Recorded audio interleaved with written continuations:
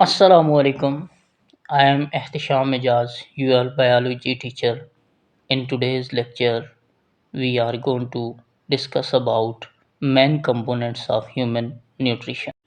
तो आज के लेक्चर में हम बात करेंगे कि main components of human nutrition क्या है।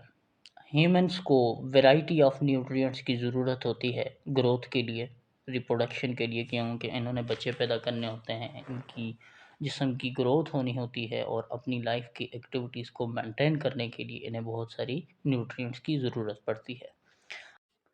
कंपोनेंट्स में ह्यूमन न्यूट्रिशनल कंपोनेंट्स को हम 6 ग्रुप्स के अंदर क्लासिफाई करते हैं। पहले ग्रुप का नाम है कार्बोहाइड्रेट्स, दूसरे का नाम है प्रोटीन, तीसरे का नाम है विटामिन्स, चौथे का नाम है फैट्स, पांचवें का नाम है मिनरल्स और छठे का नाम है वाटर। अब इनकी इम्पोर्टेंस क्या है? कार्बोहाइड्रेट, प्रोटीन्स और फैट जो हैं हमारी बॉडी को एनर्जी देते हैं। हम बहुत सारे काम कर रहे होते हैं अपनी लाइफ के अंदर क्योंकि हमें एनर्जी चाहिए और वो एनर्जी कार्बोहाइड्रेट्स, प्रोटीन और फैट्स के टूटने की वजह से आती है। जबकि मिनरल्स, विटामिन्स और वाटर जो हैं हमारी बॉडी को हेल्दी रखने में हेल्प करते हैं। हम बहुत सारी डिजीज़ से बचे हुए हैं। हम विटामिन्स लेते हैं, मिनरल्स लेते हैं, वाटर लेते हैं, तो ये हमारी बॉडी को हेल्दी रखने के लिए ज़रूरी है। अब आते हैं कार्बोहाइड्रेट्स क्या होते हैं। कार्बो का मतलब कार्बन है और हाइड्रेट्स का मतलब वाटर होता है। हाइड्रोजन, ऑक्सीजन इनके अंदर मौजूद होते हैं सेम रेशो में, जिस तरह के वाटर में 2:1 होता है, यानी 2 हाइड्रोजन होते हैं और 1 ऑक्सीजन होता है। अब इन्हीं को हाइड्रेट ऑफ कार्बन भी कहा जाता है। हाइड्रेटेड ऑफ कार्बन इस वजह से कहा जाता है क्योंकि जब हम इनको जलाते हैं यानी शुगर को जलाते हैं तो उसमें से वाटर निकलता है और कार्बन निकलता है। अब इसकी डेफिनेशन क्या है? ये ऑर्गेनिक मॉलिक्यूल्स होते हैं। ऑर्गेनिक मॉलिक्यूल से मुराद वो मॉलिक्यूल जिनके अंदर कार्बन बैकबोन की तरह एक्ट करे, उन मॉलिक्यूल्स को हम क्या कहते हैं? Organic molecule. अब ये कार्बन, हाइड्रोजन, ऑक्सीजन से मिलकर बने होंगे और यहाँ पर 2 तरह के फंक्शनल ग्रुप होंगे। एक को हम एल्डिहाइड कहते हैं और दूसरे को कीटोन कहते हैं। अब इनका जनरल फार्मूला जो है CH2ON होता है और N से मुराद क्या है? नंबर है।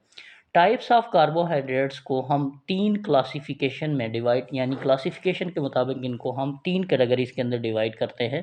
There is monosaccharide, there is oligosaccharide and there is polysaccharide. Monosaccharide monosaccharide carbohydrates की वो टाइप्स है जिसमें 1 शुगर यूनिट्स होते हैं जिन्हें हम मोनोसैकेराइड कहते हैं। ओलिगोसैकेराइड्स में यानी कितने से लेकर 2 से लेकर 10 तक मोनोसैकेराइड्स होते हैं, हम ओलिगोसैकेराइड कहते हैं। और पॉलीसैकेराइड्स के अंदर 10 से ज़्यादा मोनोसैकेराइड्स होते हैं, इस वजह से इसे पॉलीसैकेराइड कहा जाता है। अब सोर्सेज ऑफ कार्बोहाइड्रेट्स क्या हैं? हम कार्बोहाइड्रेट्स लेते हैं जी स्टार्च से। स्टार्च क्या होता है? स्टार्च जो है वो स्टोरेज प्रोडक्ट होता है प्लांट्स का, जैसा कि पोटैटो हो गया, राइस हो गया, ब्रेड हो गया, सीरियल्स हो गए। स्टार्च जो है कन्वर्ट हो जाता है ग्लूकोज में हमारे डाइजेस्टिव ट्रैक्ट के ज़रिए।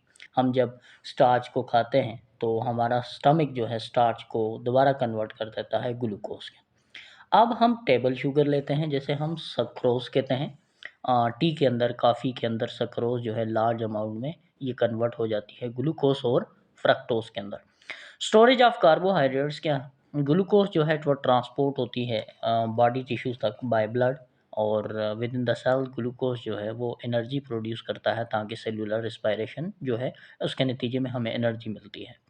एक्सेस ऑफ ग्लूकोज जो है वो कन्वर्ट हो जाता है ग्लाइकोजन में, जो स्टोरेज प्रोडक्ट होती है एनिमल्स के। जबकि जो कहाँ पर जाकर स्टोर होता है? लिवर्स और मसल सेल्स के अंदर जाकर स्टोर होता है। ग्लाइकोजन स्टोरिंग कैपेसिटी बॉडी के अंदर लिमिटेड हो जाए तो ये कन्वर्ट हो जाती है फैट्स के अंदर। फंक्शंस ऑफ कार्बोहाइड्रेट्स क्या हैं? मेन फंक्शन तो इसका एनर्जी प्रोवाइड करना है। 1 ग्राम कार्बोहाइड्रेट फुली ऑक्सीडाइज हो जाए तो ये 4 किलो कैलोरीज एनर्जी प्रोड्यूस करती है।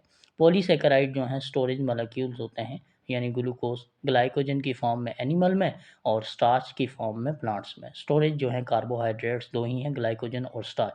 ग्लाइकोजन जो है वो एनिमल का है और स्टार्च जो है वो प्लांट का है।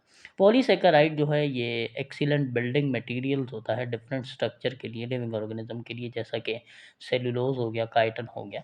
सेलुलोज जो है वो प्लांट्स में होता है और जबकि काइटन जो है वो किसके अंदर होता है? फंजाई के अंदर होता है। Thanks for watching.